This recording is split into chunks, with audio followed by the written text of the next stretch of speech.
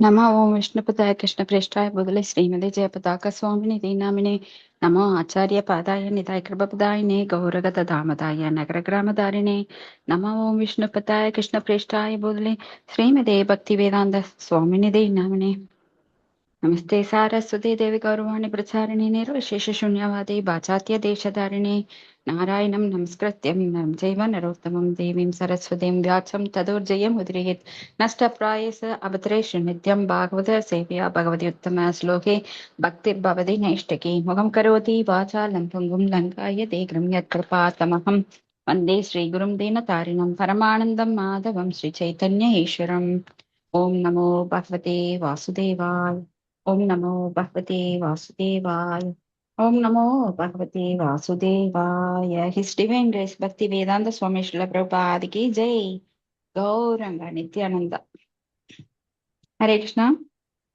माताजी भागवत प्रार्थனை படிங்க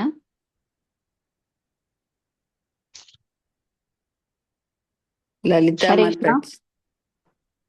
லலிதா மாதாஜி மாதாஜி படிக்கிறேங்க மாதாஜி. இந்த ஒரு நிமிஷம் என்கிட்ட கரண்ட் ஆஃப் ஆயிடுச்சு மாதாஜி. சரி இந்த பாகவத பிரார்த்தனை எடுத்தாருங்க மாதாஜி. சரி படிக்கிறேங்க மாதாஜி.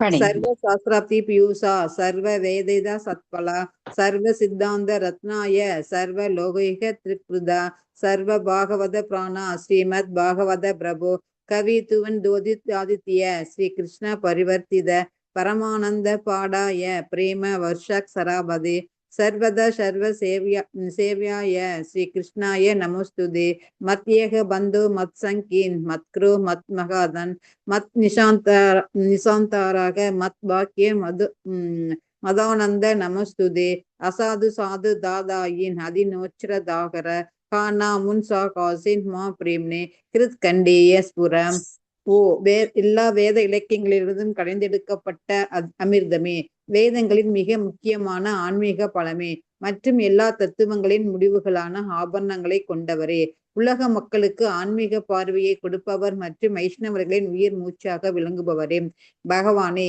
நீர் கலியுகத்தின் இடரை பூக்குவதற்காக உதித்த சூரியன், உண்மையில் நீர் எங்களிடம் திரும்பி வந்த கிருஷ்ணர்.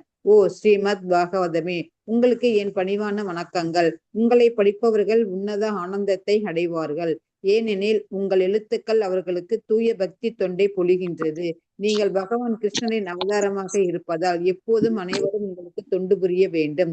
ஓ ஸ்ரீமத் பாகவதமே, ஓ என்னுடைய ஒரே நண்பரே, உடன் இருப்பவரே, என்னுடைய ஆசிரியரே, என்னுடைய மிகப்பெரிய சொத்துமாகவும் விடுவிற்பமாகவும் இருப்பவரே, என்னுடைய மிக நல்ல பாக்கியம் மற்றும் ஆனந்தமாக இருப்பவரே, என்னுடைய மரியாதை கலந்த வணக்கங்களையும் ஏற்றுக்கொள்ளுங்கள்.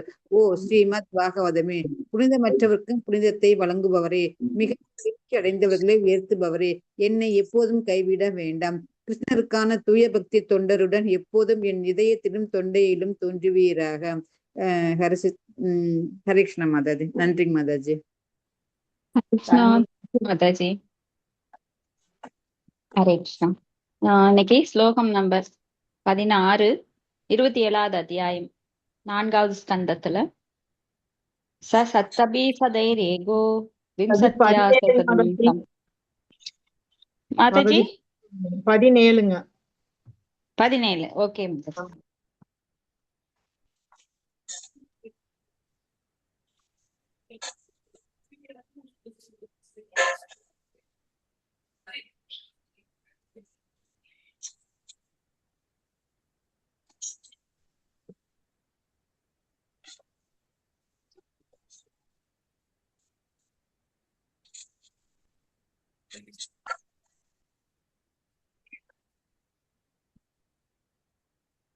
हरे कृष्णा माता जी. हरे कृष्णा माता जी. மாதாஜி சத்தமே வரலைங்க மாதாஜி. நெட் ப்ராப்ளம் மாட்டா இருக்குதுங்க, ஒன்றும் கேட்கல. மியூட்ல இருக்காங்க. ஹரே கிருஷ்ணா மாதா ஜி.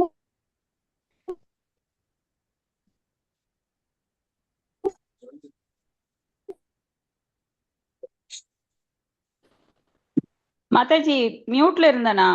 ஆமாங்க மாதாஜி, ஒன்னும் கேட்கல. சரிங்க. ஸ்லோகம் படிச்சது கேட்டதுங்களா? கேட்கலிங்க மாதாஜி. ஓகே, ஸ்லோகம் 17. சூயமானே ஸ்வசம்பன்னே ஏகஸ்மின் பகுபிர் யதா சிந்தாம் பராம் ஜகாமார்த்த ஆமாங்க மாதாஜி. சராஸ். மாதாஜி, சராஷ்டிரபுர பாந்தவ. மொழிபெயர்ப்பு. அவர்கள் அனைவரும் மிகச்சிறந்த வீரர்கள் ஆனதினாலும் தான் தனியே போரிட்டதினாலும் 5 தலை நாகம் வலிமை குன்றியது. தனக்கு மிகுந்த நெருக்கமான நண்பனான நாகம் வலிமை இழந்ததைக் கண்டு மன்னர் புரஞ்சனனுக்கு நகரில் உள்ள குடிமக்களுக்கும் பெரிதும் மனக்கலக்கமாற்றனர். பொருளுரை. உயிர் உடலினுள் இருந்து கொண்டு உடலில் உள்ள உறுப்புகளினால் வாழ்க்கைக்காக போராடி கொண்டிருக்கிறது. அவ்வுறுப்புகளே இங்கு குடிமக்கள் மற்றும் நண்பர்கள் எனப்படுகின்றது. ஒருவன் சில காலம் பல வீரர்களுடன் போரிடலாம், ஆனால் பல காலம் முடியாது. ஒரு உயிர் உடலினுள் இருந்து கொண்டு நல்வினையால் 100 வருடங்கள் போராடலாம், ஆனால் அதன் பிறகு இப்போராட்டத்தை நீடிப்பது இயலாது. பின்னர் தோற்று பலியாகிறது. இது தொடர்பாக பக்தி வினோத தாகூர் பாடுகிறார். விருத்த கால ஆவேல சப சுக பாகல என்று. ஒருவன் முதுமையடையும் பொழுது உலக இன்பங்களை அனுபவித்து சத்தியமற்றதாகிவிடும். பொதுவாக மக்கள் சமய தர்மமும் கடவுட்பற்றும் வாழ்வின் இறுதியில் வருவதாக நினைக்கின்றனர். மேலும் இந்த காலகட்டத்திலே ஒருவன் தியானம் என்ற பெயரில் சிந்தனையை ஒருமுகப்படுத்துதல் மற்றும் சில யோக முறைகளை மேற்கொள்ளுகிறான். தியானம் புலனுகர்ச்சியில் மட்டுமே வாழ்க்கை முழுவதையும் கழிந்தவர்களுக்கு ஒரு கேலி கூத்தே ஆகும். பகவத்கீதையின் 16வது அத்தியாயத்தில் தியான தாரணா மிகவும் கடினமான ஒன்று. அதனை ஒருவன் இளமையில் இருந்தே கற்றுக்கொள்ள வேண்டி இருக்கின்றது என்று குறிப்பிடப்பட்டிருக்கின்றது. தியானம் செய்வதற்கு ஒருவன் எல்லா வகையாலும் புலனுகர்ச்சிகளில் இருந்து தன்னை விலக்கிக் கொள்ள வேண்டும். தியானம் புலனுகர்ச்சிக்கு அடிமையானவர்களிடமிருந்து ஒரு நாகரிகமாக இப்பொழுது மாறி வருகிறது. இது போன்ற தியான வாழ்க்கைகளை போராட்டத்தில் தோற்கடிக்கப்படுகிறது. சில நேரங்களில் இத்தியான முறைகள் உன்னத தியானத்துக்கு இணையாக போலியாக காட்டப்பெறுகிறது. புரஞ்சனன் என்னும் உயிர் இவ்வாறு வாழ்க்கை போராட்டத்தினால் பலி கொள்ளப்பட்ட போது தன் உறவினர்களுடன் நண்பர்களுடன் சேர்ந்து உன்னத தியானத்தினை மேற்கொண்டது. ஹரே கிருஷ்ணா மாதாஜி. நன்றி மாதாஜி. நன்றி மாதாஜி. சில பிரபுபாதர் பொருளுரையில இந்த ஸ்லோகத்தினோட விளக்கத்தை ரொம்ப அருமையா விளக்குறார். இந்த உடல்ல பல பாகங்கள், காலு, கை, காலு, மூக்கு, கண்ணு, காது அப்படின்னு அதுல 9 வாயில் கொண்ட குடிலை. சோ இந்த உடலில் உள்ள உறுப்புகள் வாழ்க்கைக்காக போராடி கொண்டிருக்கிறது. கை வேலை செய்யுது, கால் நடக்குது. இப்படியாக இந்த உறுப்புகள் தொடர்ந்து போராடிட்டே இருக்கு. சோ நம்ம எல்லா உறுப்புகள்லயும் பாத்தீங்கன்னா எல்லா பெயினும் இருக்கும். வயதாக ஆக நம்மளுக்கு கையில வலி, கால்ல வலி, இப்படியாக எல்லா பெயினும் வந்துடும். சோ இது ஒரு போராட்டம். இந்த உறுப்புகள் எல்லாம் வீரர்கள் அப்படின்னு சொல்லி ஒப்புமை தர்றார். ஆனா பல காலம் போராட முடியாது. சோ நல்வினையால் 100 வருடங்கள் போராடலாம். சில புண்ணியங்கள் செஞ்சிருந்தா அவங்க 100 வருடம் இந்த உடம்போட போராடலாம். கை வலிச்சா, கால் வலிச்சா எண்ணெய் போடுறது, தலை வலிச்சா விக்ஸு போடுறது, இன்னும் பல மருந்துகளை நாம தேடிட்டு இருப்போம். Ayurvedic medicine, allopathy medicine, Siddha medicine, அப்புறம் என்னென்னவோ இன்னைக்கு நிறைய சொல்றாங்க. அதை போட்டா சரியாயிரும், இதை போட்டா சரியாயிரும். நாமளும் போராடிட்டே தான் இருக்கிறோம். ஒவ்வொரு உறுப்புகளையும் சரி பண்ணி இன்னும் அனுபவிக்கலாம்னு. ஆனா அது முடியறது இல்ல. ஏன்னா இந்த போராட்டங்கிறது நீட்டிப்பது கிடையாது, இயலாது, தோற்று பலியாகின்றது. எவ்வளவு அழகா பக்தி வினோத தாக்கூர் சொல்லியிருக்காரு. விருத்த காலே ஆவோல சபசுக பாகல அப்படின்னு. ஒருவன் முதுமை அடையும் போது உலக இன்பங்களை அனுபவிப்பது சாத்தியமற்றதாகிவிடும். Spelling mistake. சோ முதுமையில யாராலையும் அனுபவிக்க முடியாது. நிறைய சேர்த்து வைப்பாங்க அனுபவிக்கிறதுக்கு. பெரிய பெரிய மாளிகை, பெரிய பெரிய மெத்தை. இப்படிதான் ஹிரண்யகசிபு பண்ணினான்.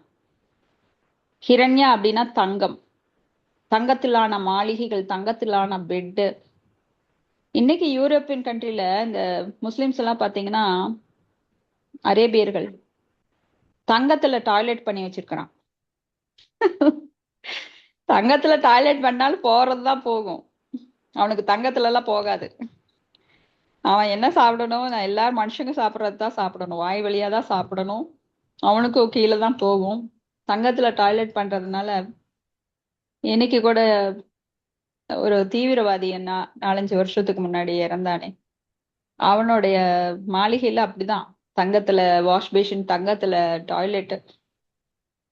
சோ இது தொடர்ந்து போராடிட்டு இருக்கிறோம். இந்த உறுப்புகளை எல்லாம் சரி பண்ணி அனுபவிக்கணுங்கிற ஆசையில பெரிய பெரிய மாளிகை, இந்த மாதிரி முட்டாள்கள் தங்கத்துல டாய்லெட் கட்டுறவங்க எல்லாம் இருக்கிறாங்க. இன்னைக்கும் தங்கத்திலேயே கார் வச்சிருப்பாங்க அந்த அரேபியன்ஸ் எல்லாம் பாத்தீங்கன்னா. ஏன்னா அவங்களுக்கு இந்த திரவம், தங்க திரவமான பெட்ரோல் நிறைய கிடைக்குது. அதை வச்சு அவங்க என்ன வேணா பண்றான்றாங்க. தண்ணிக்குள்ள மாளிகை கட்டுறாங்க, தண்ணிக்குள்ள பாலம் கட்டுறாங்க, கடலுக்குள்ள ஒரு டவுனு அதையே உருவாக்குறாங்க. சோ மனிதன் என்னதான் முயற்சி பண்ணினாலும் அவனுக்கு என்ன ஆகும், உடல்ல நோய் இல்லாம இருக்காது, கடைசியில மரணம் சம்பவிக்கும். 100 ஆண்டுகள் தான். அதுக்கு முன்னாடி 50 ஆண்டுகள்ல 5 வயசுல இருந்து இறக்குறவங்க நிறைய பேர் இருக்காங்க. சோ தியானம் ஒண்ணு கண்டுபிடிச்சிருக்காங்க, அதாவது போலியான தியானம். அப்ப தியானம் புலனுகர்ச்சியில் மட்டுமே வாழ்க்கை முழுவதையும் கழித்தவர்களுக்கு ஒரு கேலி கூத்து. நிறைய புலனுகர்ச்சியில ஈடுபடுவாங்க, நல்லா மட்டன் சிக்கன் எல்லாம் சாப்பிட்டுட்டு போய் தியானம் பண்ணுவாங்க. அதெல்லாம் கேலி கூத்தான விஷயம். தியானங்கிறது முதல்ல உறுப்புகளை அடக்கணும். மனம் மற்றும் புலன்களை அடக்கினால் மட்டுமே நாம தியானத்தில் ஈடுபட முடியும், பக்தியில முன்னேற முடியும். உறுப்புகளை அடக்காம பக்திக்கே வர முடியாது. ஆனா இந்த மூமெண்ட், பக்தி யோகா மூமெண்ட் எப்படின்னா, நீங்க பக்திக்குள்ள வந்துட்டு அப்புறம் புலன்களை அடக்கலாம். மற்ற முறைகள்ல நீங்க புலன்களை அடக்குனா தான் அதுக்குள்ளேயே போக முடியும். கர்ம காண்டம், ஞான காண்டம், அஷ்டாங்க யோகம், அதுலெல்லாம். ஆனா இங்க பக்திக்குள்ள யாரெல்லாம் பக்தி பாதையை எடுத்தாங்களோ அவங்களுக்கு புலன்களை அடுத்தது அடக்கிறது ரொம்ப சுலபமானது. ஏன்னா பகவானை பற்றி மனம் ஈடுபடும் போது அந்த உண்மையான ஸ்வரூப நிலை நம்ம அடைஞ்சிடறோம். ஏன்னா நித்திய சித்த கிருஷ்ண பிரேம சப்த ககோகயா, நம்மளோட நிலைமை என்ன, பகவானுக்கு சேவை செய்யறது. ஜீவேன சுரூபகய கிருஷ்ணேர நித்திய தாச. சோ அப்படி பகவானுக்கு சேவை செய்யும் போது தானாகவே அந்த புலன்கள் எப்படி ஒரு ஆமை தன் கூட்டுக்குள்ள எல்லா உறுப்புகளையும் அடக்கிக் கொள்கின்றதோ அது போல எல்லா அவயங்களையும் அடக்கறக்குரிய திறனை பகவான் தர்றார். அது நாமளாம் உண்டாக்குறது இல்லை. எல்லாம் நினைச்சுக்கிறாங்க, நான் நல்லா என் மனசை கட்டுப்படுத்துவேன், நான் நல்லா என்னைய பிராக்டிஸ் பண்ணுவேன், நான் உண்மை மட்டும்தான் பேசுவேன். ஆனா கடவுளோட சப்போர்ட் இல்லாம யாரு என்னத்தையும் செய்ய முடியாது. உங்க வாயில உண்மை பேச முடியாது, உங்க நல்ல நடத்தை இருக்காது. ஆனா யாரெல்லாம் கடவுளுக்கு அடிப்பணிந்து சரணாகதி அடைகிறாங்களோ அவங்களுக்கு தானாகவே எல்லாம் வந்துரும். அதனாலதான் நாம 8வது அத்தியாயத்துல கடைசி ஸ்லோகத்துல படிக்கிறோம். சோ ஒருவன் பக்தி யோகத்தை எடுத்தான்னா அவன் ஞான கர்மம் எல்லாவற்றின் பலன்களையும் தானாக அடைகிறான். தானம் செய்யற தானம் தவம் என்னென்ன இருக்கோ அத்தனையும் அவன் அடைகிறான். ஓ வேதேசு யஜ்ஞேசு தபசு செய்வ தானேசு யத் பலம் புண்ணிய பிரதிஷ்டம் யத் அப்படின்னு சொல்லி அந்த ஸ்லோகம் சொல்லுது. அப்போ தியான தாரண அது கடினமான ஒன்று. அதனை ஒருவன் இளமையிலிருந்தே கற்றுக்கொள்ள வேண்டி இருக்கிறது. தியானம் செய்யணும் அப்படின்னா கௌமாரம் ஆச்சரியத் பிரக்ஞோ அப்படின்னு 4 வயசுல இருந்தே அவன் கத்துக்கணும். சோ தியானம் புலனுகர்ச்சிக்கு அடிமையானவர்களிடமிருந்து ஒரு நாகரீகமாக இப்பொழுது மாறி வருகிறது. இது போன்ற தியானம் வாழ்க்கையிலிருந்து போராட்டத்தில் தோற்கடிக்கப்படுகிறது. சில நேரங்களில் இந்த முறைகள் உன்னத தியானத்திற்கு இணையாக போலியாக காட்டப்படுகிறது. தியானம் செய்யறங்கிற பேர்ல நிறைய பேரு அந்த யம நியம எதை கடைபிடிக்கணும், இப்ப பக்தர்கள் சில நியமங்களை கடைபிடிக்கிறதுனால தான். ஏன்னா பகவானுக்கு நம்ம நேரத்தை தியாகம் பண்ணணும். கேட்கறதுக்கு காதை கொடுக்கணும், பகவானை பற்றி பேசுறதுக்கு வாயை கொடுக்கணும், பகவானுடைய பிரசாதத்தை சுவைக்கிறதுக்கு நாக்க கொடுக்கணும். இதெல்லாம் இல்லாம பக்தி வளராது. அது போல தியான முறை அப்படின்னா ஏன்னா இதுவே பக்தி யோகமே ஒரு தியானம் தான். சோ தவம். இப்படி புரஞ்சனன் என்னும் உயிர் இவ்வாறு வாழ்க்கை போராட்டத்தினால் பலிகொள்ளப்பட்ட போது தன் உறவினர்களுடனும் நண்பர்களுடன் சேர்ந்து உன்னத தியானத்தினை மேற்கொண்டது. சோ உறவினர்கள் நண்பர்கள் அப்படின்னு சொல்றது இந்த புலன்கள், இதெல்லாம் நம்ம உறவினர்கள்.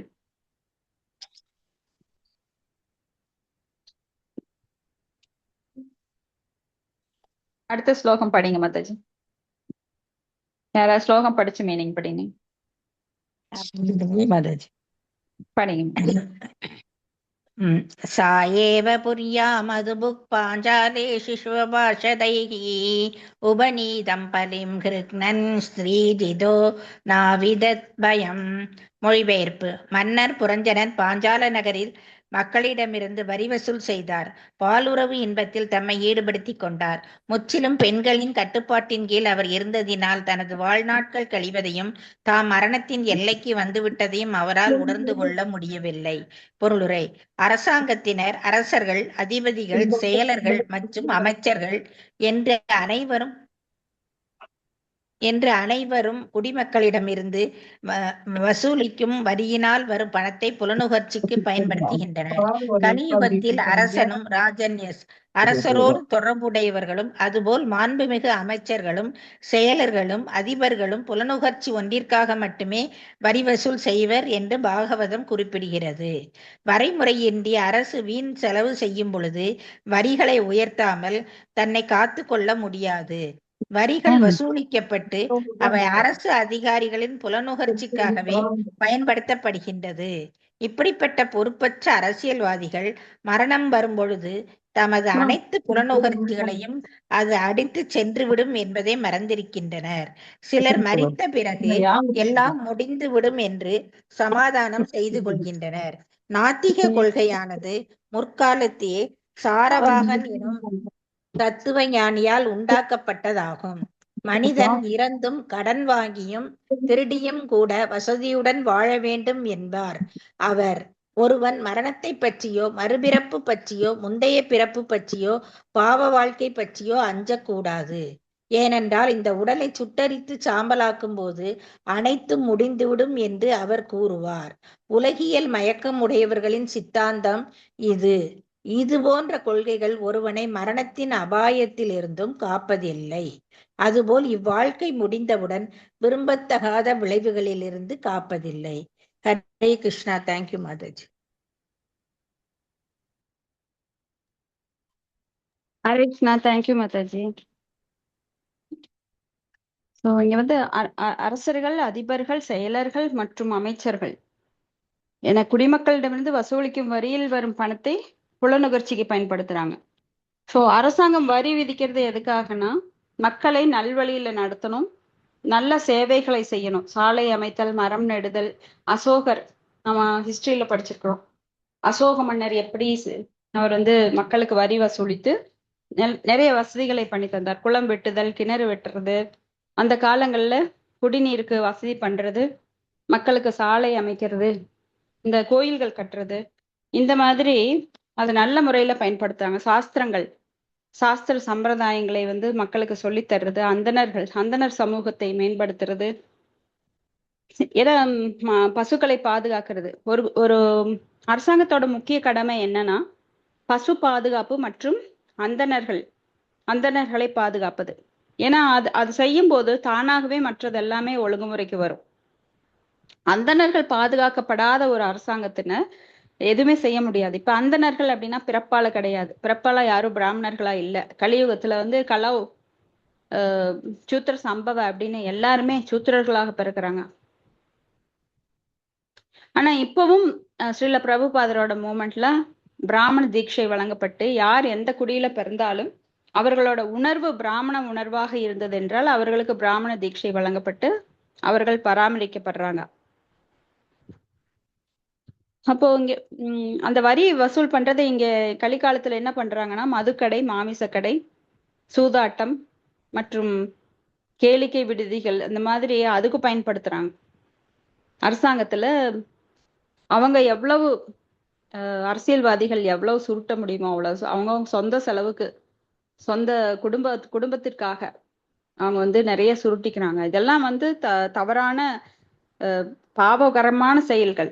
இதெல்லாம் அவங்க செஞ்சுட்டு இருக்காங்க. ஆனா கலியுகம் இப்படித்தான் இருக்குன்னு சாஸ்திரத்தில் சொல்லப்பட்டிருக்கு. பிரேயானால் அல்பாயுசிக சப்யகலா வஸ்மினுகே ஜனாக மந்தாக சுமந்த மதையோ மந்த பாக்கியகி உபத்திரதக அப்படின்னு. ஏன்னா மக்கள் எல்லாருமே மந்த புத்தி உடையவர்கள். இவங்களுக்கு சொல்லித்தரக்கு ஆள் இருக்காது. அப்படியே சொல்லித்தந்தாலும் அதை கேட்க மாட்டாங்க. அப்ப அந்த மந்த புத்தியுடைய முக்குணக்குட்பட்ட மக்கள் எப்படி ஒரு நல்ல தலைவனை தேர்ந்தெடுப்பாங்க? கண்டிப்பா மோசமான தலைவனைத்தான் தேர்ந்தெடுப்பாங்க.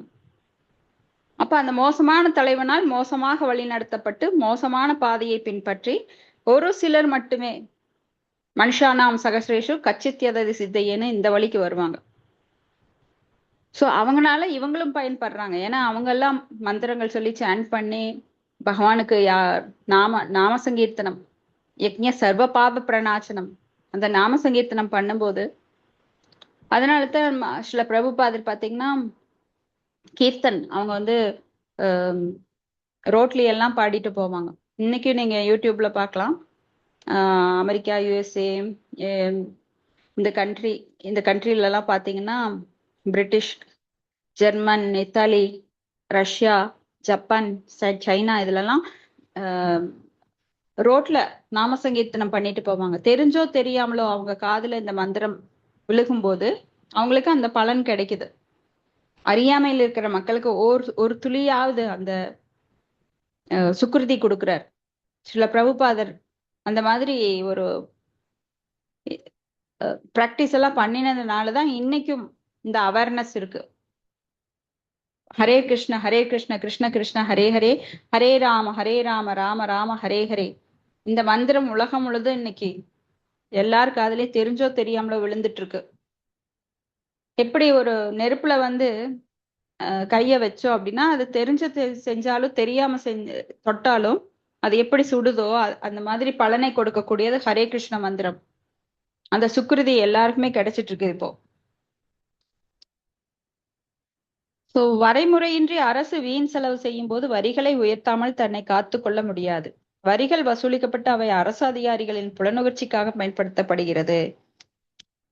யாரு வந்து மக்களோட சேவைக்கு அதிகமா பயன்படுத்துறது இல்ல. மக்களுக்கு சேவை செய்யறதுங்கிறது ஒரு கண் துடைப்பு, ஒரு சிறு பகுதியை மட்டும் காட்டிட்டு அவங்களுடைய சொந்த செலவுக்காக அதை புலனுணர்ச்சிக்காக பயன்படுத்துறாங்க. இப்படி பொறுப்பற்ற அரசியல்வாதிகள் மரணம் வரும்போது அது அனைத்து புலனுணர்ச்சிகளையும் அதை அடித்து சென்று விடும் அப்படின்னு மறந்துடுறாங்க. அவங்க இறந்த உடனே எல்லாம் முடிஞ்சு போகும் அப்படின்னு சமாதானம் பண்ணிக்கிறாங்க. இப்போ ஒரு நாத்திகவாதி, அவரு ஒரு பெரிய ஒரு ஃபேமஸான ஆளு, சாரவாகன் அவர் பேரு. அவர் தத்துவ ஞானி. அதை சொல்றாரு. அவர் என்னன்னு சொல்றாருன்னா, எப்படியாவது இறந்தும் கடன் வாங்கியும் திருடியும் கூட வசதியுடன் வாழ வேண்டும் அப்படின்னு சொல்றாரு. ஒருவன் மரணத்தை பற்றியோ மறுபிறப்பு பற்றியோ முந்தைய பிறப்பு பற்றியோ பாவ வாழ்க்கை பற்றியோ அஞ்சக்கூடாது. எப்படி ஒரு குருட்டுத்தனமான தத்துவம் பாருங்க, கற்பனைக்கு ஏற்ற மாதிரி. ஏன்னா புலனுகர்ச்சி அவ்வளவு மோகம். புலனுகர்ச்சியில உடலை சுட்டெரித்து சாம்பலாக்கும் போது எல்லாம் முடிஞ்சு போகும்னு அவர் சொல்றாரு. சோ இந்த மாதிரி முட்டாள்கள் நிறைய கருத்துக்களை இப்படியெல்லாம் உளறி வச்சுட்டு போயிடுறாங்க. அவங்க தத்துவ ஞானின்னு வேற சொல்லிக்கிறாங்க. அப்ப இந்த உலகியல் மயக்கமுடையவர்களோட சித்தாந்தம் இது. இந்த ஜட உலகம் எப்படிப்பட்ட ஆபத்தான உலகம், இதுல இருந்து நம்மளை காப்பாத்திக்கணும் அப்படின்னா பக்தி தொண்டு பண்ணணும் அப்படிங்கிற அறிவில்லாம மக்களை இந்த மாதிரி தப்பா சொல்லி தவறான வழி காட்டுறது. சோ இது போன்ற கொள்கைகள் ஒருவனை மரணத்தின் அபாயத்திலிருந்து காப்பதில்லை. இந்த வாழ்க்கை முடிந்தவுடன் விரும்பத்தகாத விளைவுகளிலிருந்தும் காப்பதில்லை.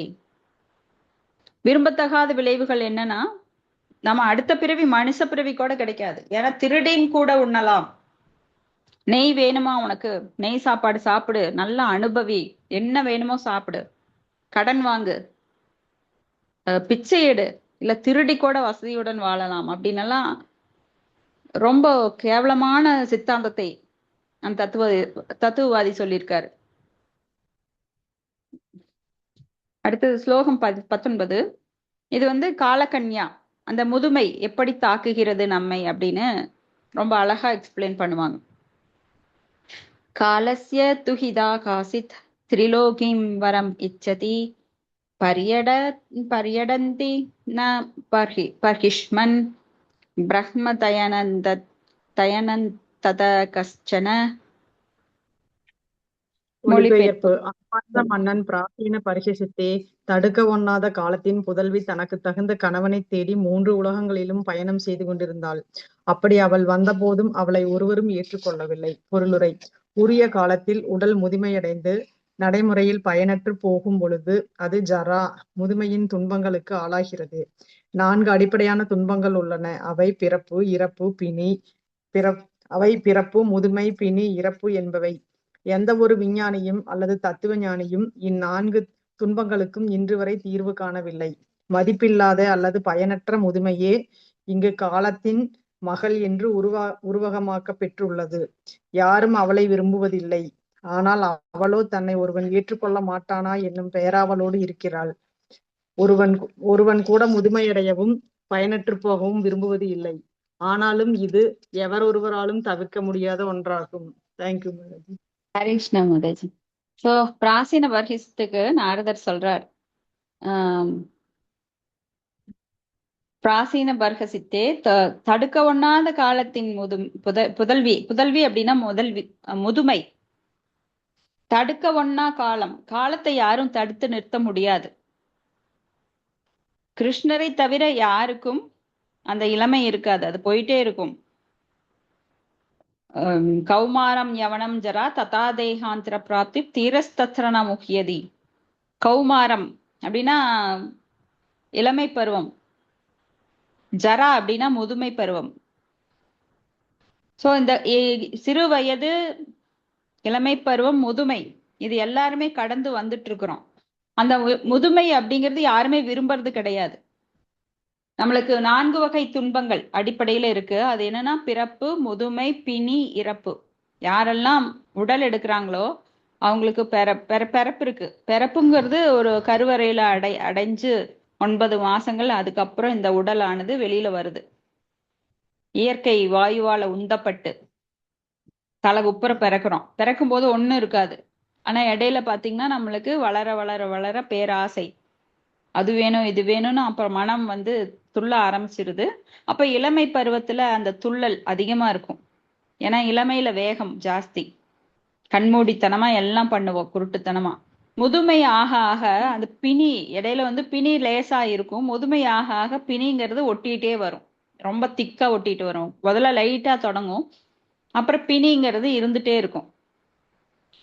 படுக்கையில படுத்து நாம மலம் ஜலம் எல்லாம் அதுல போய் யாராவது உதவிக்கு இருந்தா பரவாயில்ல, உதவிக்கு இல்லைன்னா எவ்வளவு கஷ்டம் நினைச்சு பாருங்க.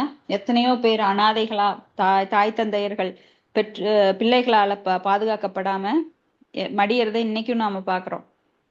ஒரு பாட்டி வந்து மேல மாடியில இருந்தாங்க. அப்ப அவங்கள பாக்குறதுக்கு யாரும் இல்லை, குழந்தை. ஆனா நல்லா இருந்தவங்க திடீர்னு இறந்துட்டாங்க. அப்ப மேல வந்து கழுகு சுத்திட்டே இருந்திருக்கு. அப்ப என்னது இந்த கழுகு ரொம்ப நாளா இங்க சுத்திட்டு இருக்குன்னு பார்த்தா அவங்க உடம்ப சாப்பிட்டுட்டு இருக்கு. ஸோ அவங்க பையனுக்கு அதுக்கப்புறம் சொல்லியிருக்காங்க, எப்ப இறந்தாங்கன்னே தெரியல. ஸோ இந்த மாதிரி கவனிக்கப்படாத முதுமையில இருக்கிறவங்களோட லிஸ்ட், அது இந்தியாவில பாத்தீங்கன்னா இன்னைக்கு முதுமையில இருக்கிறவங்க நிறைய பேர் இருக்காங்க. ஏன்னா நம்மளோட பாப்புலேஷன் ஜாஸ்தி, சைனாவை விட அதிகம். அப்போ முதுமையில இருக்கிறவங்க நிறைய பேர் இருக்கும்போது இளைஞர்கள் யங்ஸ்டர்ஸ் வந்து ரொம்ப கம்மியா இருக்காங்க. ஸோ இது பேலன்ஸ் பண்றது ரொம்ப கஷ்டம். ஏன்னா இப்பெல்லாம் 1 பெத்துக்கிறாங்க, இல்ல 2 பெத்துக்கிறாங்க. ஆனா பெரியவங்க எண்ணிக்கையோ ஜாஸ்தி. ஸோ இருந்தாலும் யார் பார்க்கலாம் அவங்க, ஆனா பாக்குறது இன்னைக்கு நாகரிகன்ற பெயர்ல அநாகரிகமாக நிறைய எண்ணங்களை வளர்த்துக்கிறாங்க. அது மாதிரி ஃபேஷன் அப்படின்ட்டு அவங்க ஸ்டைல் எல்லாம் மாறி போயிடுது. உணவு பழக்க வழக்கம் அவங்களுடைய, இன்னும் அரிதாக சில குடும்பங்கள்ல நல்ல பண்பான குழந்தைகள் இன்னைக்கு வளர்க்கப்படுறாங்க. நேத்து வந்து ஒரு 11 லட்சம் கோயிலுக்கு டொனேட் பண்ண வந்திருந்தாங்க. இதுக்கு முன்னாடி அவங்க 10 லட்சம் பண்ணியிருக்காங்க.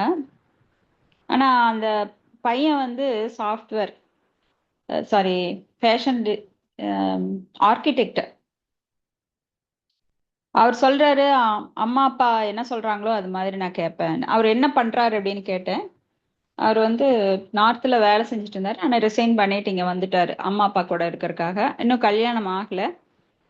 நீங்க எப்படி கல்யாணம் பண்ண போறீங்கன்னு கேட்டா அம்மா அப்பா என்ன சொல்றாங்களோ கேட்டுப்பேன். நாளைக்கு பிரச்சனை வந்தா என்ன பண்ணுவீங்க, அவங்கள ப்ளேம் பண்ணுவீங்களான்னு கேட்டேன். இல்ல அது என்னோட ஃபேட்டு, நான் வந்து விட்டு கொடுத்து போயிடுவேன். இந்த காலத்துல இப்படியும் படிச்ச பசங்க இருக்காங்க. ஸோ அந்த அம்மா அப்பா வந்து அவ்வளோ நல்லா வளர்த்துருக்குறாங்க. பெரிய வசதி இல்ல, ஆனாலும் கடவுளுக்கு ரொம்ப வசதி கிடையாது, பெரிய ரொம்ப மில்லியனர்ஸ் எல்லாம் கிடையாது. ஆனாலும் அவங்களுக்கு இருக்கிற சொத்தை இன்னும் பையனுக்கு கல்யாணம் பண்ணல. ஆனா பகவானுக்கு தர அவங்க தயாரா இருக்கிற அந்த உள்ளம் அப்பவே தெரியுறது அவங்களோட பரந்த மனம் எப்படிங்கிறது. ஏன்னா இந்த முதுமை, இந்த உடல் சம்பந்தமான நோய், இத 3 திரிதாது அப்படின்னு சொல்லி இந்த வாதம் பித்தம் கபம் கொண்ட உடலை தனது உறவினர், இந்த மண்ணை, இது பிறந்த பூமி, இது போற்றுதற்குரியது, இப்படி நினைக்கிறதெல்லாம் ரொம்ப முட்டாள்தனம். ஸோ இங்க வந்து இந்த 4 துன்பத்திற்கும் தீர்வு காணுவதுதான் நிரந்தரம். பிறப்பு, இறப்பு, முதுமை, பிணி. ஏன்னா பிணி அப்படிங்கிறது வர்ற வரைக்கும் தெரியாது. இப்போ ஒண்ணு வந்தாதான் அது அதனோட இது தெரியும். அது போல நம்ம கிட்ட இருக்கிற பொருளோட மதிப்பு தெரியாது, அது போனாதான் தெரியும். நாமெல்லாம் காதுல கேட்கிறோம், ஆனா எப்பவுமே அதை உணர்றப்பதான் அதனோட துன்பம் நம்மளுக்கு தெரியும். நம்ம எவ்வளவோ பாக்குறோம், நம்ம அம்மா அப்பா தாத்தா பாட்டி கொழு தாத்தா இவங்கெல்லாம் இறக்குறத பாக்குறோம். ஆனாலும் நாமளும் இறப்போங்கிறது ஒரு நாள் நம்ம மனசுல ஸ்ட்ராங்கா பதியறது கிடையாது. சோ மதிப்பில்லாத அல்லது பயனற்ற முதுமையே இந்த காலத்தின் மகள் அப்படின்னு இங்க உருவமா சொல்லப்படுது. யாரும் அவளை விரும்புவதில்லை. முதுமை யாருமே விரும்ப மாட்டோம். ஏன்னா மனசு வந்து எப்பவுமே தன்னை இளமையாவே நினைச்சிட்டு இருக்கு. அதனாலதான் ஆசைகள் குறையறதே கிடையாது இறக்குற வரைக்கும். மனசு மறுக்குது, நான் முதுமை அடைஞ்சாச்சு அப்படிங்கிறத மறுக்குது. ஆனா உடல் என்னவோ ஆயிட்டுதான் இருக்கு. உடலை வந்து எப்பவுமே இளமையா வச்சிருக்க முடியாது. ஆனால் அவளோ தன்னை ஒருவன் ஏற்றுக்கொள்ள மாட்டானா என பேராவளோடு இருக்கிறாள். அந்த முதுமை வந்து எல்லார்கிட்டையும் ஏற்றுக்கொள்ள வேண்டும் என ஏத்துக்கணும்னு பேராவளா இருக்கு. ஒருவன் கூட முதுமை அடைவதையும் பயனற்று போகவும் விரும்புவதில்லை. ஆனாலும் இது ஒருவர் தவிர்த்தாலும் முடியாத காரியம்.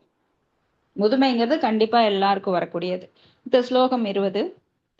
தௌபாக்கியேன நாத்மனோ லோகே விஸ்ருதா துர்பகோதீச்சா யாதுஷ்டா ராஜர்ஷயேது விருதாதாத் பூரவே வரம்.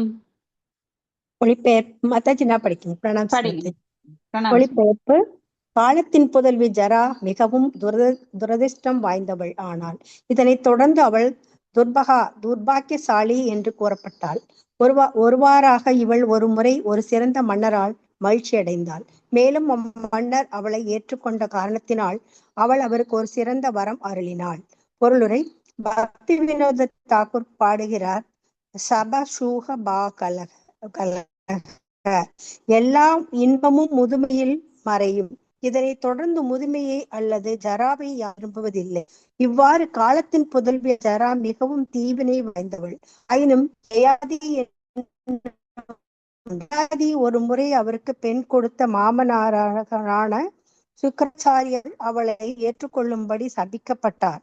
சுக்கராச்சாரியாரின் புதல்வியே மன்னர் யயாதியை இவ்வாறு மணந்தாள். அப்போது அவளுடைய தோழி சர்மிஸ் என்பவளும் உடன் சென்றாள். பின்னர் யயாதி சர்மிஸ்டியின் மீது மோகம் கொண்டார். இதனை சுக்கராச்சாரியாரின் புதல்வி தன் தந்தையிடம் முறையிட்டாள். அவரோ யயாதியை இளமிலேயே முதுமை அடையும்படி சபித்து விட்டார். மன்னர் யயாதிக்கு 5 புதல்வர்கள் இருந்தனர். அவர்களில் யாரேனும் ஒருவன் தனது முதுமையை ஏற்றுக்கொண்டு அவனது இளமையினை தர வேண்டும் என்று யயாதி வேண்டினார். 4 புதல்வர்கள் தந்தையின் வேண்டுகோளை ஏற்கவில்லை.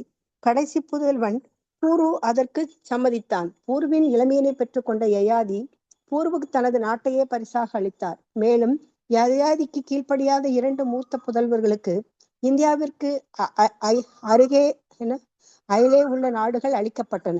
அவை துருக்கியும் கிரேக்கமும் என்று கூறுவர். இதன் பொருள் என்னவென்றால், ஒருவன் எல்லா விதமான செல்வங்களையும் அனைத்து வகையான வளங்களையும் பெறலாம், ஆயினும் அவற்றை தன் முதுமை காலத்தில் அனுபவிக்க முடியாது என்பதே ஆகும். பூரு தனது தந்தையின் நாட்டையே அடைந்த போதிலும் அவன் தனது இளமையினை தியாகம் செய்ததன் காரணமாக அதனை அவனால் அனுபவிக்க முடியாமல் போயிற்று. அதற்காக அவன் தனது இளமையிலேயே தியாகம் செய்தவனும் ஆவான். கிருஷ்ண உணர்வனை பெறுவதற்காக ஒருவன் தனது முதுமை வரை காத்திருத்தல் கூடாது. என்னதான் பொருள் வளமுடையவனாக ஒருவன் இருந்த போதிலும் முதுமையின் பயனற்ற நிலையில் அவனால் கிருஷ்ண உணர்வில் முன்னேறவே முடியாது. ஹரே கிருஷ்ண மாதாஜி. ஹரே கிருஷ்ணா மாதாஜி. தேங்க்யூ மாதாஜி. ஸோ சபசூக பார்க்கல அப்படின்னா எல்லா இன்பமும் முதுமையில் மறையும். ஸோ முதுமையில எந்த ஒரு அவனுடைய உறுப்புகளும் வேலை செய்யாது. ஸோ அவன் அனுபவிக்கணும்னு நினைச்சாலும் கூட முடியாது. இப்படித்தான் பல கருமிகள் பண்ணுவாங்க, நிறைய சேர்த்து வைப்பாங்க. அதையெல்லாம் மகனும் பேரம் பேத்தி எல்லாம் கொள்ளையடிச்சிட்டு போயிடுவாங்க. கடைசியில இவன் அனுபவிக்கணும்னு நினைக்கிறப்ப அவனுக்கு சுகர் வந்துடும், ப்ரெஷர் வந்துடும், அது சாப்பிடக்கூடாது இது சாப்பிடக்கூடாது, நிறைய பத்தியம் வச்சிருவாங்க.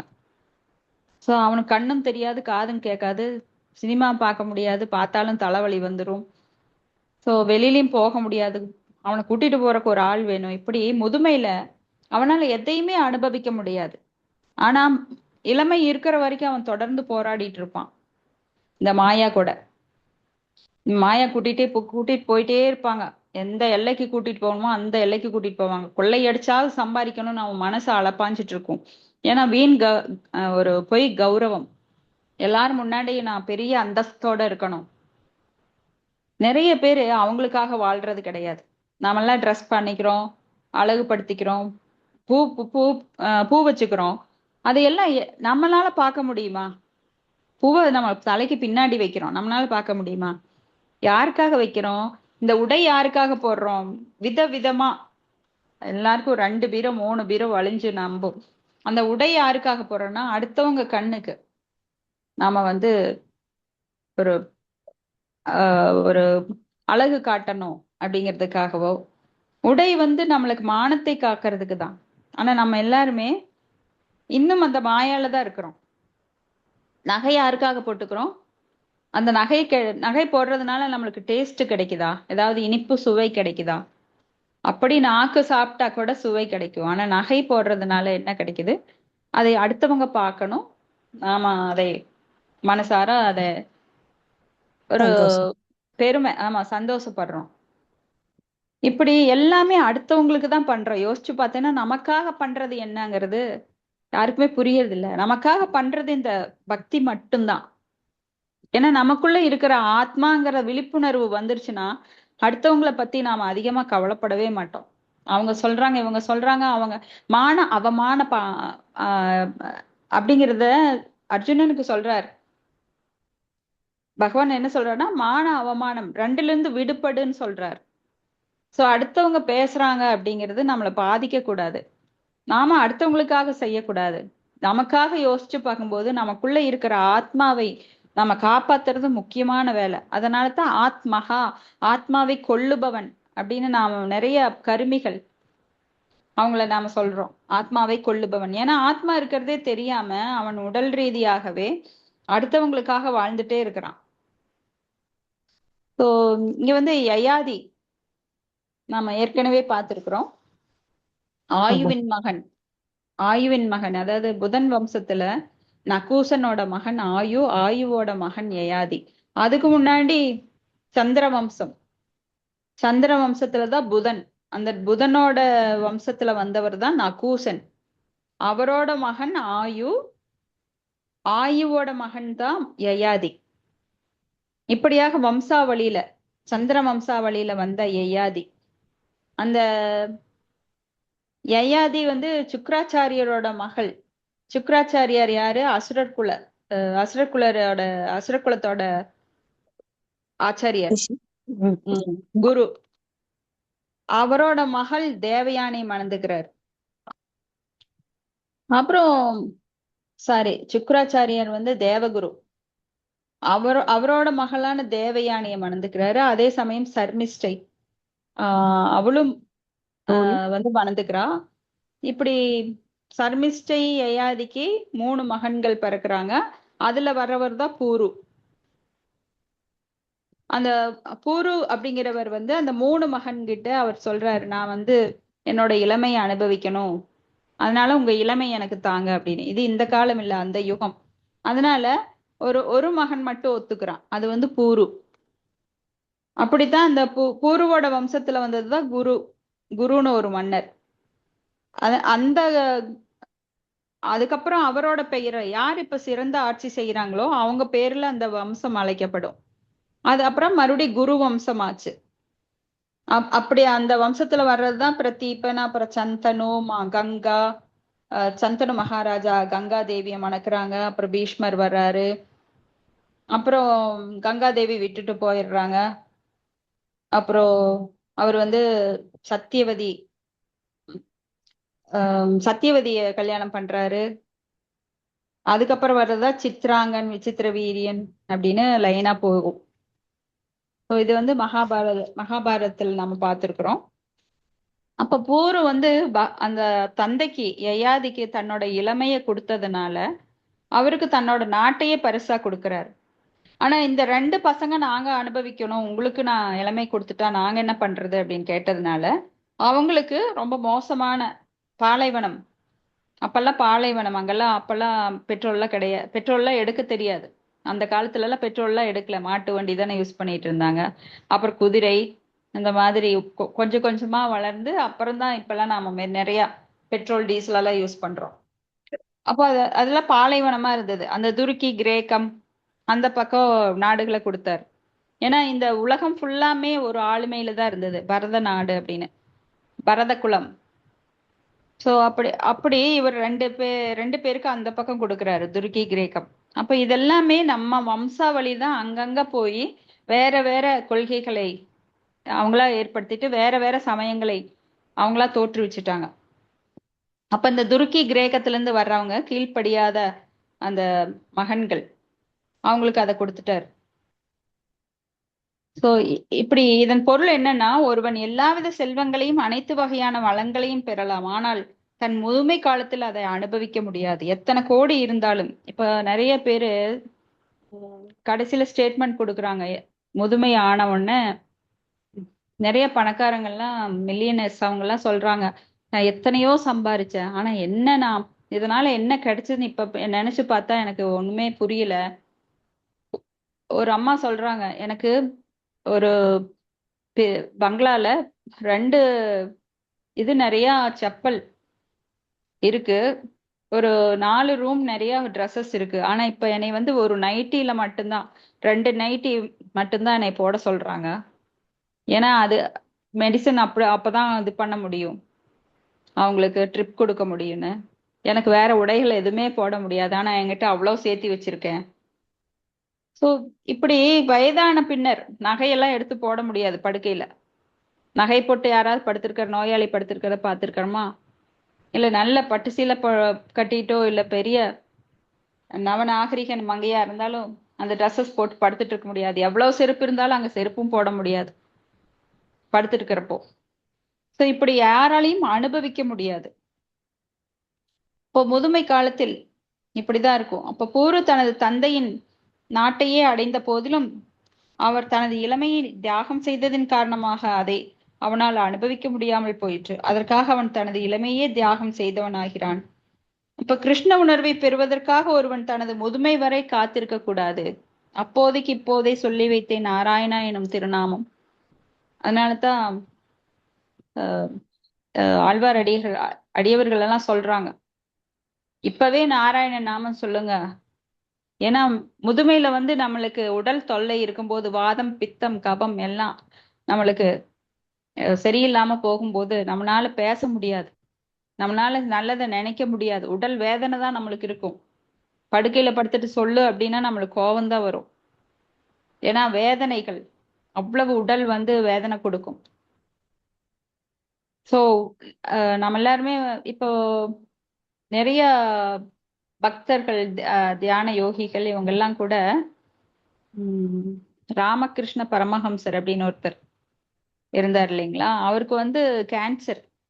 ஆனா அவர் கண்ணு முன்னாடியே ஆப்ரேட் பண்ணாங்க. அவருக்கு வந்து மயக்க மருந்தெல்லாம் கொடுக்கல. ஏன்னா அவர் வந்து தியானம் பண்ணி பண்ணி அந்த காயகல்பம் அப்படிங்கிற உடம்ப கட்டுப்படுத்துற திறமை அவர்கிட்ட இருந்தது. ஸோ எல்லார்கிட்டையும் அப்படி இருக்க முடியாது.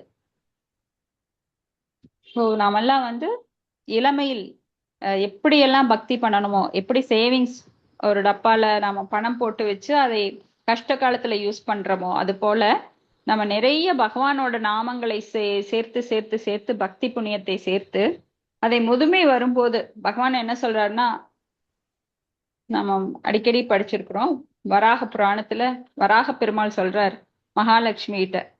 ஏன்னா மகாலட்சுமி அவர் வந்து பூமி அந்த இரண்யாக்ஷன் பூமிக்கு அடியில கொண்டு போய் கர்ப்போத கடலை ஒளிச்சு வச்சிடுவான். அப்ப பகவான் தான் வெளியில தூக்கிட்டு வர்றார் வராகர் தனது கொம்புகள் மூலமா. அப்ப மகாலட்சுமி அழுகுறாங்க, பூமித்தாய் அழுகுறாங்க, எதுக்காக நீ அழுகுற, நான் தான் உன்னை காப்பாத்திட்டேனே அப்படின்னு. இல்ல என்னை கஷ்டத்துல காப்பாத்திட்டீங்க, ஆனா என்னோட பிள்ளைங்கள்லாம் ரொம்ப கஷ்டப்படுறாங்க, அவங்களெல்லாம் நீங்க எப்படி காப்பாத்த போறீங்க? ஒருத்த வந்து ரொம்ப நல்லா பக்தி பண்ணி கடைசியில அவன் உடல் வேதனையில மரணத்தின் போது 1000 தேள் கொட்டுற வலி வலிக்கும், அவனால நினைக்க முடியுமா உங்களை? அப்படி நினைக்க முடியாத பட்சத்துல அவன் எப்படி உங்களை வந்தடைய முடியும்? ஏன்னா பகவத்கீதையிலேயே நம்ம பாக்குறோம், எம் எம் வாபி ஸ்மரன் பாவம் தியஜத்தந்திய கலேவரம் தம் தமே வைதி கௌந்தேய சதா தத் பாவ பாவிதக. எந்த பாவத்தில் இருக்கானோ அந்த பாவத்தை அடுத்த பிறவியில் அடையறான் அப்படின்னு. சோ எதை நினைக்கிறோமோ அதுவாதான் பிறக்கிறோம். இப்ப நாய் உழைச்சது அப்படின்னா, நாய் யார் இந்த நாய் இப்படி உழைக்க விடுறாங்க, இது கத்துறது எனக்கு எவ்வளவு எரிச்சலா வருது, இதுக்கு சாப்பாடு போட்டு தொலைய வேண்டியதுன்னு நாயை நினைச்சிட்டு அவங்க உயிர் அப்படியே போச்சுன்னா அவங்களுக்கு நாய் பிறவி. இதுக்கு உதாரணம் நம்ம பார்க்கலாம், பரத மகாராஜா கடைசியில இறக்கும் போது அவர் மானை பத்தி நினைச்சிட்டு இருக்காரு, அடுத்த உடல் அவருக்கு மான் வடிவத்துல கிடைக்குது. சோ நாம எதை நினைக்கிறோமோ அதுவாகவே பிறக்கிறோம் அந்த கடைசி நேரத்துல. அப்போ நம்ம பகவானை பற்றி நினைச்சு அப்படி நோய் ரொம்ப நம்மளை தாக்கும் போது உடம்புல வேதனையில நம்ம பகவான் நினைக்க முடியாம போனா என்ன பண்றது? நமக்காக நம்ம தாய் கேக்குறாங்க. ஏன்னா தாயோட கருணை எப்படிப்பட்டதுன்னு நம்மளுக்கு தெரியும். அப்பாவை விட அம்மா வந்து ரொம்ப பாசம் பிள்ளைங்க மேல. அப்போ பூமித்தாய் நம்மளுக்கு எல்லாருக்குமே தாய், அவங்க கேக்குறாங்க, நம்மளுக்காக கேக்குறாங்க. அப்போ வராகர் சொல்றாரு, நான் அவ்வளவு நன்றி கெட்டவன் அல்ல. அவங்க வந்து நல்லா பக்தி பண்ணி கடைசியில என்னை நினைக்க முடியாம போனால் கூட அவங்க முன்னாடி நானே தோன்றி அவங்களுக்கு என்னை ஞாபகப்படுத்துவேன்.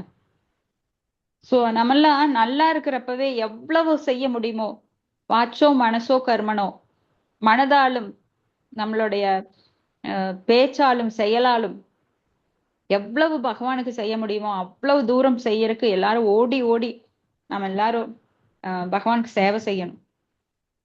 ஸோ பகவானோட மனசுல ஒன்ஸ் இடம் பிடிச்சிட்டோம் அப்படின்னா யாராலையும் நம்மளை பகவான்கிட்ட போறதுல இருந்து தடுக்க முடியாது. தத்தேனு கம்பாம் சுசமேசமானு புஞ்சானு ஏவாத்ம கிருதம் விபாகம். நிறைய பேர் பக்திக்கு வர்றதே, பக்திக்கு வந்தா எல்லா துன்பங்களும் போயிரும், நான் சுகமா இருப்பேன், அப்படி கிடையாது. பக்திக்கு வந்தாலும் எல்லாம் அதே மாதிரிதான் இருக்கும். ஆனா பகவான்கிட்ட நெருங்கிறது சூட்சுமமானது. நம்ம பகவான்கிட்ட நெருங்கிட்டு இருக்கிறது மற்ற கண்களுக்கு புலப்படாது. இப்ப பகவான் நாம ஒரு அடி எடுத்து வச்சா நம்மை நோக்கி அவர் 100 அடி எடுத்து வைக்கிறார். இதெல்லாம் விசுவலா கண்ணுக்கு தெரியக்கூடியதா கிடையாது, இதெல்லாம் சூட்சுமமானது. இதை மத்தவங்களால புரிஞ்சுக்க முடியாது, ஆனா நாம உணர முடியும், நம்மனால உணர முடியும், நம்மளை தவிர வேற யாரும்.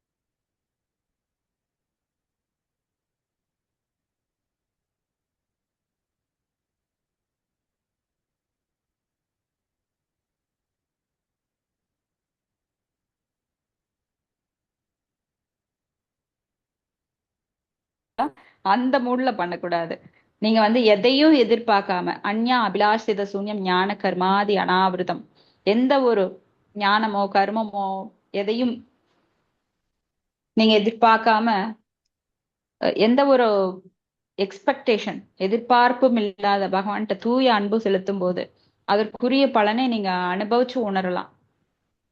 அது அவங்கவுங்களுக்கு தான் தெரியுமோ தவிர நீங்க அடுத்தவங்களுக்கு சொல்ல, ஏன்னா உங்க உடம்புக்குள்ள என்ன நடக்குன்னு உங்களுக்கு தான் தெரியும். இன்னும் ஒண்ணு நீங்க, இன்னொன்னு பரமாத்மா, 2 பேருக்கு மட்டும்தான் தெரியும். எத்தனையோ தவறுகள் செய்யறதுக்கு எவ்வளவோ வாய்ப்புகள் யாருக்கும் தெரியாம செய்யலாம். ஆனா நம்ம செய்யறது இல்லை. ஏன்னா அந்த பக்தி நம்மளை கண்ட்ரோல் பண்ணுது. சோ நம்ம கோபம் அது எல்லாமே அடங்கிட்டு வரும், நம்ம காம உணர்வு அடங்கிட்டு வரும் எல்லாமே. ஏன்னா ஒரு பக்தனுக்கு தானாகவே எல்லா குணங்களும் வந்தமைகின்றது. நம்ம வந்து ஃபுல்லா டெக்ஸ்ட் நமக்கு அது வேண்டாம், ஸ்லைட் கண்டென்ட் கொடுத்துடலாம். இல்ல இது கொடுத்தோம்னா அதுவே வந்து இந்த 10 ஸ்லைடுக்கு ஏற்ற மாதிரி பண்ணிடும். ஹரே கிருஷ்ணா. சுபமலர் உருவாகன். Okay, thank you. இதோட முடிச்சுக்கலாம். உங்களுக்கு ஏதாவது கருத்துக்கள் இல்ல சந்தேகம் இருந்தா நாம டிஸ்கஸ் பண்ணலாம். மாதாஜி 18வது ஸ்லோகம்.